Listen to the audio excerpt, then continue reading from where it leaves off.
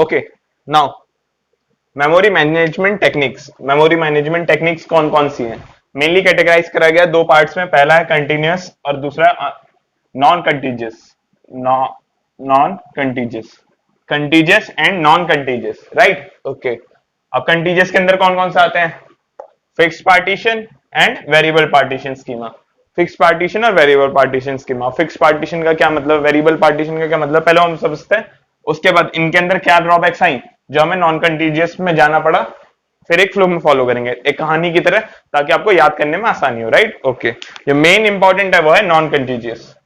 या गेट के point of view से जो मेन इंपॉर्टेंट है वो है नॉन कंटीजियस, राइट? ओके, लेकिन उसका कॉज समझने के लिए हमें यह भी समझना जरूरी है कॉन्सेप्ट के लिए। तो कंटीजियस में सबसे पहले कौन सा है? फिक्स पार्टीशन है। तो फिक्स पार्टीशन अलग से करके ऊपर हेडिंग डालिए कंटीजियस, पहले ग्राफ बना लीजिए, उसके बाद हेडिंग डालिए कंटीजियस, उसके बाद हेडिंग डालिए फिक्स पार्टीशन स्कीम, उसके बाद इस डायग्राम बनाइए, ये वाला डायग्राम बनाइए।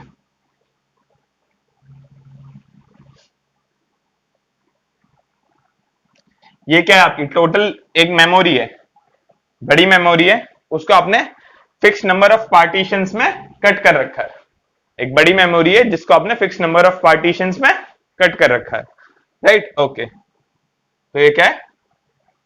Fixed partition schema. ये क्या है? यहाँ आपके नंबर ऑफ पार्टीशंस हैं, 1 2 3 4 5 6, 6 पार्टीशन में बांट रखा आपने पूरी मेमोरी को, राइट? अब हर एक, अब मतलब फिक्स पार्टीशन का मतलब क्या है? नंबर ऑफ पार्टीशन फिक्स है, साइज वेरी कर सकता है, राइट? मतलब साइज के ऊपर कोई वो नहीं है, कंस्ट्रेंट नहीं है, लेकिन नंबर ऑफ पार्टीशन गिनती के ही रहेंगे, मतलब उससे ज्यादा आप पार्टीशन नहीं कर सकते। तो अब पहले नोट्स लिख लेते, फिर हम समझेंगे। पहले सबसे पहले पॉइंट लिखिए, फिर समझते हैं, फिर पॉइंट लिखेंगे, फिर समझते हैं। सबसे पहले point, in fixed partition schema there are fixed number of partition और memory is divided into fixed number of partition, right?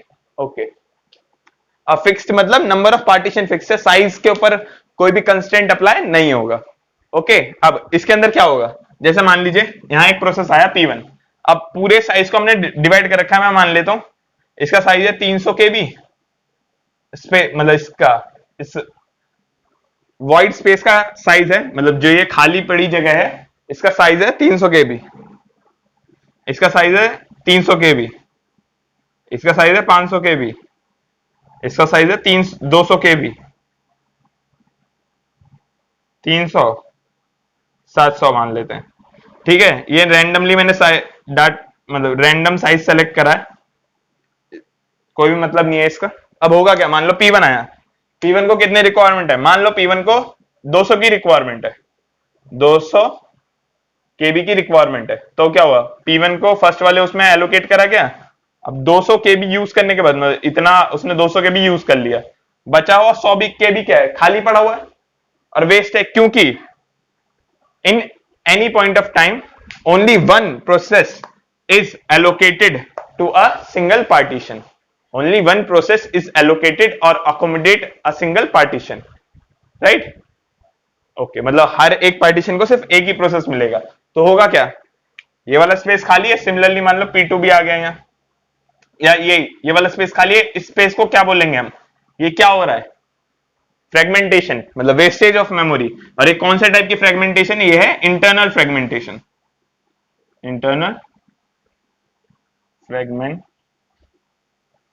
Internal fragmentation मतलब आपके एलोकेटेड, मतलब आपको जो स्पेस एलोकेट करा गया है, आपकी नीड उससे कम है, राइट? आपको जो स्पेस एलोकेट किया गया है, जो रिसोर्स आपको दिए गए हैं, आपकी नीड उससे काफी कम है, तो यहां कुछ स्पेस वेस्ट हो रहा है, इंटरनली कुछ स्पेस वेस्ट हो रहा है, इंटरनली फ्रेगमेंटेशन हो रही है।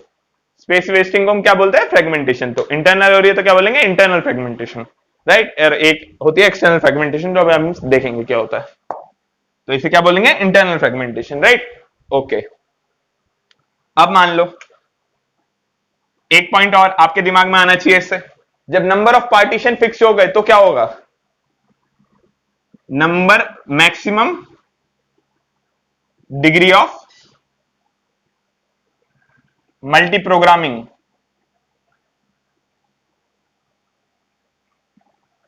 is restricted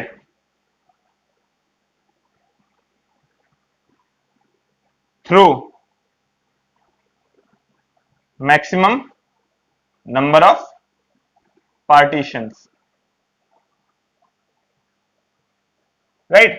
जो मैक्सिमम नंबर ऑफ मतलब maximum degree of multi programming है, जो उसकी मैक्सिमम वैल्यू है, डिग्री ऑफ मल्टी प्रोग्रामिंग की मैक्सिमम वैल्यू रिस्ट्रिक्ट कर दी गई है किससे? मैक्सिमम पार्टीशन से, मैक्सिमम नंबर ऑफ पार्टीशन से। मतलब क्या है कि डिग्री ऑफ मल्टी प्रोग्रामिंग क्या है? किसी भी पॉइंट ऑफ टाइम पे कितने प्रोसेस अवेलेबल है मेन मेमोरी के अंदर, मतलब कितने प्रोसेस एग्जीक्यूट कर सकते हैं मेन मेमोरी के अंदर, कितने प्रोसेस अवेलेबल है। अब मान लो आपने 6 पार्टीशन में बांट रखी है और हर एक के अंदर रिस्ट्रिक्शन है कि एक पार्टीशन के अंदर सिर्फ एक ही प्रोसेस एकोमोडेट कर सकता है एग्जीक्यूशन। तो होगा क्या इससे दिक्कत क्या बनी? इससे दिक्कत ये बनेगी कि जब भी आप मतलब जो डिग्री ऑफ मल्टी प्रोग्रामिंग है वो नंबर ऑफ पार्टीशन पे फिक्स हो गई, मतलब 6 से ज्यादा आप एग्जीक्यूट कर ही नहीं सकते, चाहे हर एक पार्टीशन के अंदर बहुत सारा स्पेस खाली पड़ा हो, बहुत सारा इंटरनल फ्रेगमेंटेशन हो रहा हो, उसके बावजूद भी आप डिग्री ऑफ मल्टी प्रोग्रामिंग को नहीं बढ़ा सकते, राइट? ओके, एंड एक और रिस्ट्रिक्शन है, maximum size of process. Maximum आप लिख लीजिए, maximum size of process is restricted by maximum size of partition. मतलब मान लो एक पार्टीशन है, उसका साइज फिक्स है, राइट?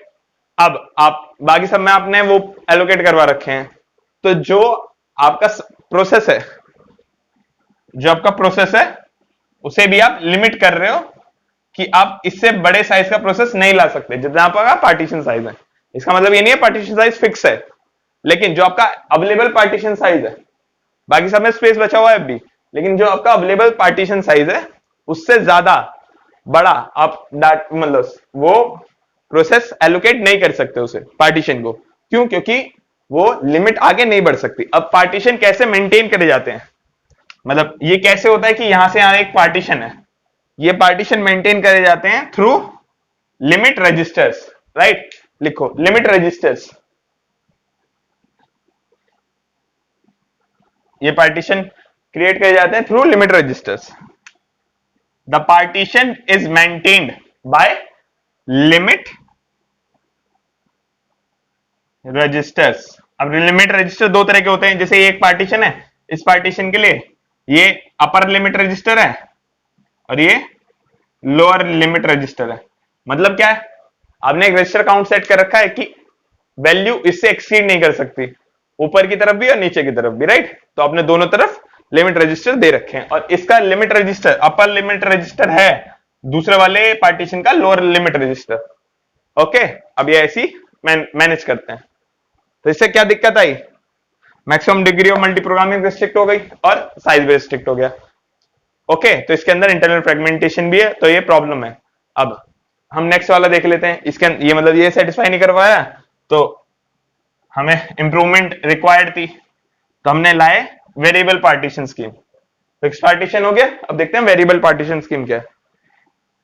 अब वेरिएबल पार्टीशन स्कीम लिख के हेडिंग ये वाला डायग्राम बनाने की कोशिश कीजिए। इनिशियली ये बनाने के बाद साइड में ऐसी नोट्स करके लिखती रहिए ताकि आपको रिवीजन में आसानी हो। Initially a single free memory, initially a single free memory मतलब एक पूरा एक मतलब पूरी मेमोरी एक ब्लॉक के रूप में, single initially single free memory blocks मतलब memory in form of single block is available, right? Okay, मतलब क्या है कि आपका पूरी की पूरी मेमोरी एक सिंगल ब्लॉक के रूप में अवेलेबल है। अब इससे होगा क्या, फायदा क्या मिला इससे फायदा हमें ये मिला, whenever we have a request from process, whenever we have a request from process, let's say p1 is requesting for 300 kilowords या 300 kilobytes मेमोरी।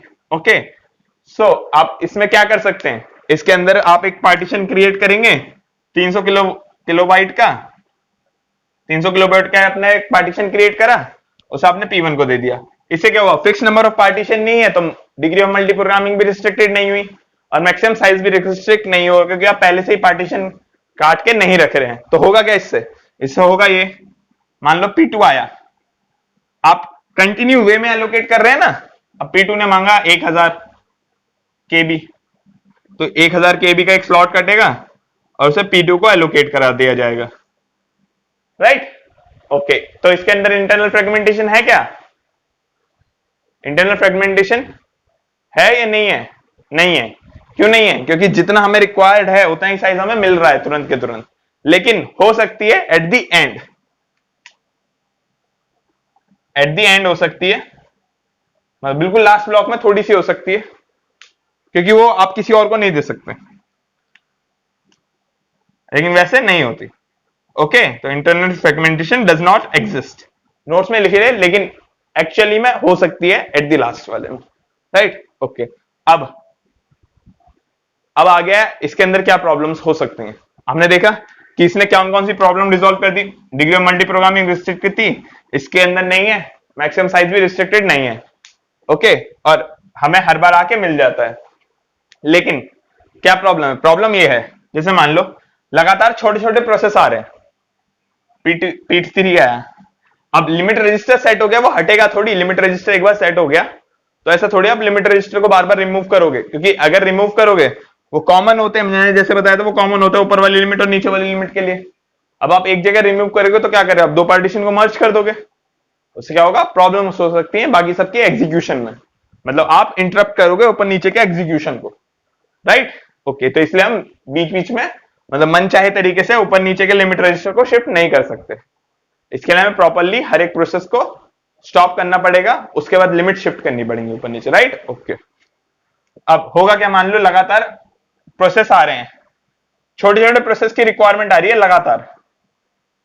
ओके, अब प्रोसेस की रिक्वायरमेंट आ रही है, मान लो इसे 10 KB चाहिए, फिर इसे 10 KB चाहिए, फिर इसे 10 KB चाहिए, 10 KB 10 KB, ऐसे करते करते आपकी पूरी मेमोरी पार्टीशन हो गई है। लेकिन वो जल्दी जल्दी आए, एग्जीक्यूशन कंप्लीट करो और निकल गए।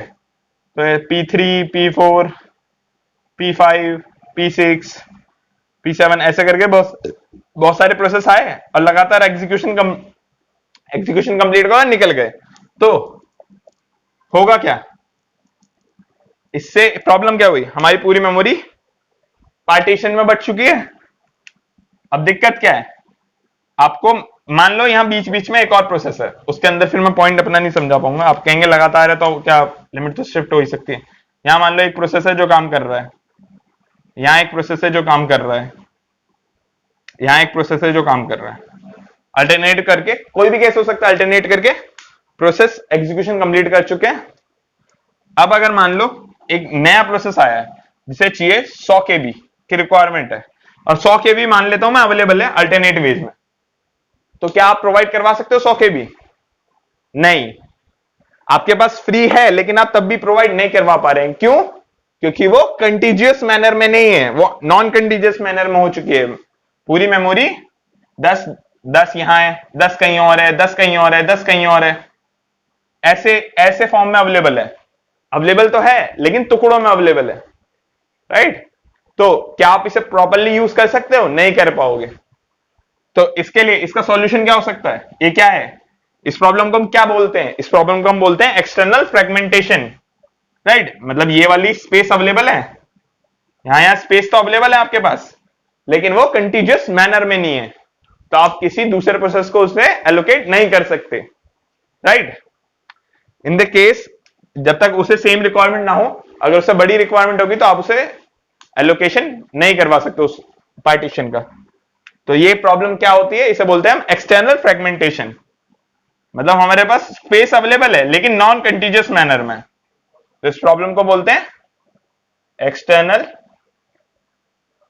Fragmentation, external fragmentation, right.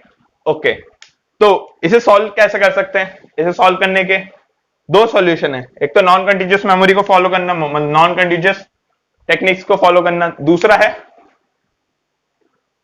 Contraction, right. लिखिए कॉन्ट्रैक्शन। कॉन्ट्रैक्शन क्या होता है?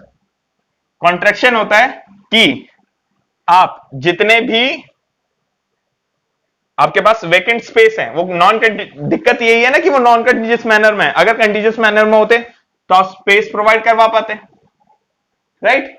ओके, तो अब क्या कर सकते हैं आप, एक सॉल्यूशन है उसका है कि आप P1 P3 मतलब P6 को ऊपर स्वैप कर दीजिए, ये वाले स्पेस को यहां ले आइए, P8 को ऊपर स्वैप कर दीजिए, इस वाले स्पेस को यहां ले आइए, फिर जो यहां वेकेंट स्पेस थे उन्हें भी नीचे ले आइए। ऐसा करते करते सारे प्रोसेसेस को ऊपर स्वैप कर दीजिए या नीचे, इन वाले को नीचे स्वैप कर दीजिए, मतलब सारे प्रोसेस को मेमोरी के ऊपर या नीचे, टॉप या बॉटम की तरफ ले जाइए, और जितना भी स्पेस है उसे एक जगह इकट्ठा कर लीजिए, जितना भी फ्री स्पेस है, चाहे वो टॉप की तरफ हो चाहे बॉटम की तरफ हो। अब मूव कैसे करेंगे, सिंपली जो एड्रेस बाइंडिंग हमने कल पढ़ा, मतलब लास्ट उसमें देखा था, एड्रेस बाइंडिंग जो होता है पीछे लास्ट टॉपिक जो हमने पढ़ा था, उसमें क्या करते थे, एड्रेस एलोकेट करवा रहे हैं ना, मतलब हम क्या करेंगे, यहाँ के सारे डाटा को यहाँ कॉपी करेंगे और इस वाले को फ्री कर देंगे, राइट। मतलब ऐसा नहीं कह सकते कि लिमिट रजिस्टर ऊपर नीचे शिफ्ट करेंगे, होगा ये कि आपका यहाँ फ्री स्पेस था, यहाँ डाटा है आपके हिसाब से, तो इस डाटा को आपने यहाँ कॉपी कर दिया और इन वाले रजिस्टर्स को मतलब लिमिट को ऊपर नीचे शिफ्ट कर दिया अकॉर्डिंगली जितनी आपको रिक्वायरमेंट थी, राइट। ओके, तो अब होगा क्या जो आपका स्पेस है वो कंटिन्यूअस वे में आ जाएगा, तो हमारे पास फ्री स्पेस हो जाएगा, तो हम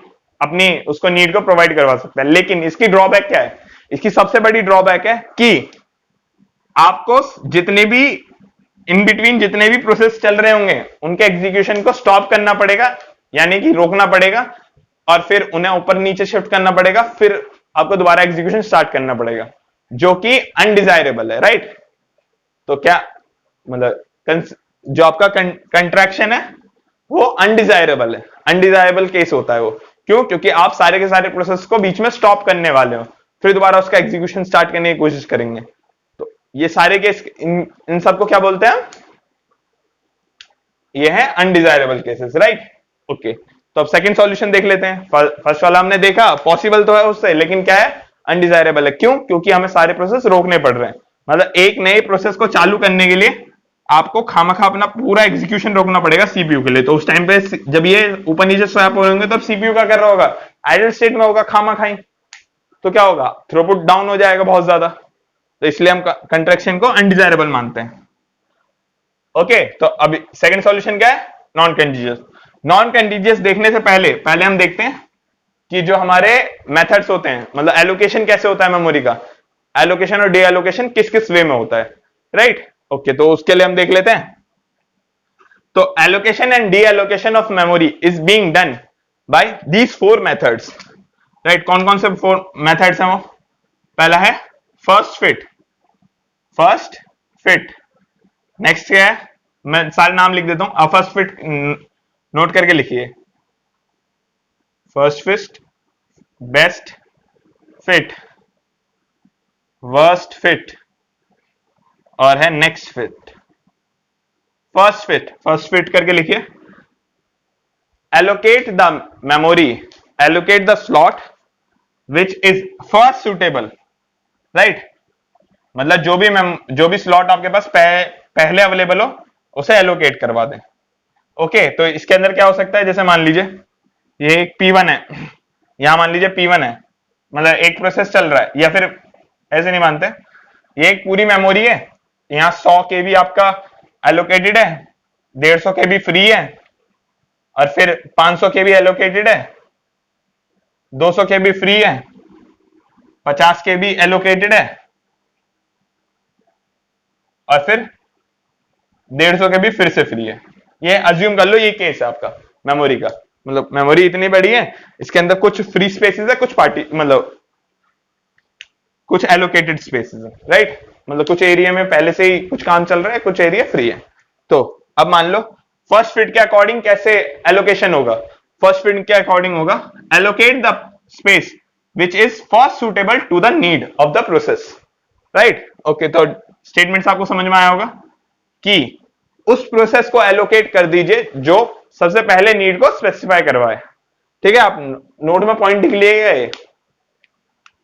लिया ना आपने पॉइंट कि allocate the space which satisfy the first, मतलब उस स्पेस को दे दो जो नीड को सबसे पहले सेटिस्फाई करवाए। तो सबसे पहले कंपैरिजन करेंगे, मान लो इसकी नीड है 200 या फिर इसकी नीड है 170, 170 नीड है, राइट। या पहले मान लेते हैं 100 नीड है, 100 नीड है, ठीक है। आया स्पेस, यहाँ कितना है 100 केबी की नीड है और यहाँ 150 केबी अवेलेबल है, तो क्या नीड सेटिस्फाई, मतलब सेटिस्फाई हो सकती है नीड? हाँ हो सकती है। तो P1 को यहाँ एलोकेट कर दिया जाएगा और यहाँ क्या होगा, बचे हुए स्पेस को, मतलब यहाँ कितना स्पेस बच गया, 50 केबी अभी फ्री स्पेस है। अब मान लो एक और प्रोसेस आया जो है P2, उसकी नीड है 70, तो वो आएगा कंपेयर करेगा फर्स्ट फ्री स्पेस से, क्या मेरी नीड को सेटिस्फाई करवा सकता है, नहीं करवा सकता, तो ये कहां जाएगा, सेकंड वाले में जाएगा। वहां एक 70 का स्लॉट कटेगा जिसके अंदर कौन रह जाएगा, P2 रह जाएगा, मतलब इस स्पेस के अंदर है P2, राइट। और यहां कितना स्पेस बच गया, 70 उसने ले लिए, 200 थे उसके पास, तो 130 केबी का उसके पास बच गया। अब मान लो फिर एक प्रोसेस आया, राइट, तो सबसे पहले फर्स्ट जो नीड सेटिस्फाई करवाएगा वहां एलोकेट हो जाएगा। अब सेकंड वाला देख लेते हैं, ये आपका करंट केस है, सेकंड वाला है बेस्ट फिट। बेस्ट फिट में क्या होगा, वो सर्च करेगा, in best fit we are going to search the best suitable slot which satisfy the need, मतलब बेस्ट सुटेबल मतलब जो सबसे कम उसमें स्पेस में पूरी नीड को सेटिस्फाई करवा दे। मतलब जैसे मान लो आपको चाहिए 120, राइट, 120 चाहिए है, और अब मान लेता हूं मैं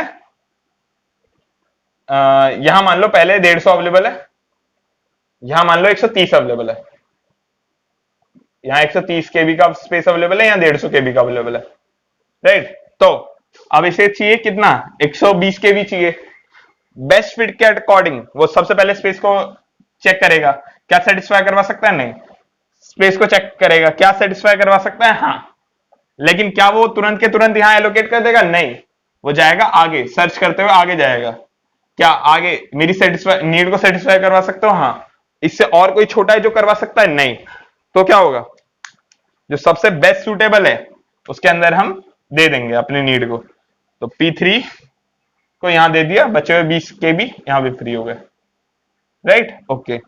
अब मान लो एक केस, ये तो हो गया बेस्ट सुटेबल। बेस्ट सुटेबल में क्या करेंगे हम, पूरे में सबसे बेस्ट फ्री ढूंढेंगे, उसके बाद उसे एलोकेट कर देंगे या अकोमोडेट कर देंगे, राइट, ओके। तो अब वर्स्ट फिट में क्या होगा, मान लो यहाँ 100 के बी अवेलेबल है, मतलब 100 के बी है, यहाँ 50 के बी फ्री स्पेस है, 50 के बी का फ्री स्पेस है, फिर 100 के बी यूज्ड है, यहाँ 500 के बी का फ्री स्पेस है, और यहाँ 50 के बी फ्री यूज्ड है।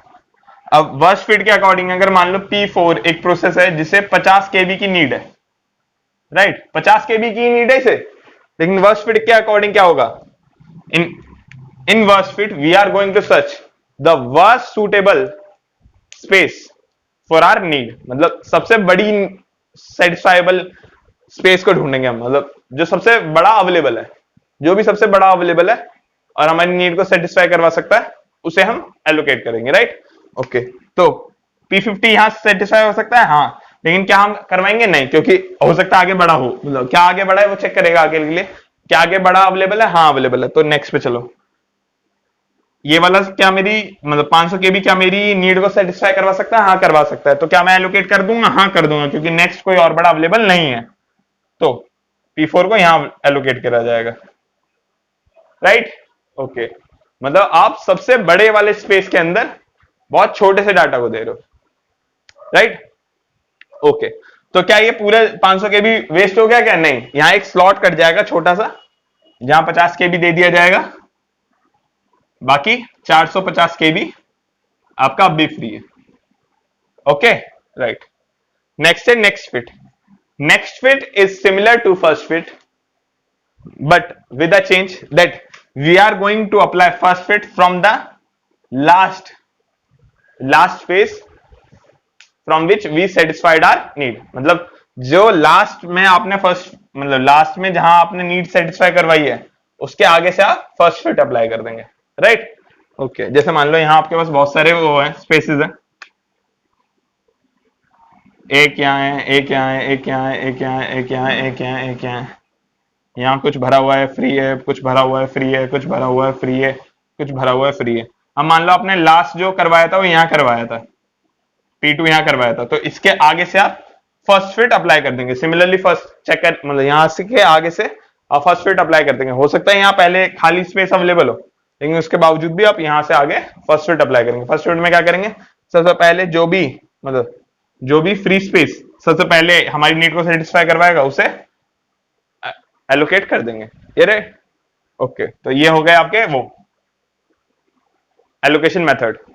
अब इसके अंदर हम कुछ क्वेश्चन देख लेते हैं, क्वेश्चन किस तरह के होते हैं। तो मैं एक बार क्वेश्चन लिख लेता हूं उस तरफ।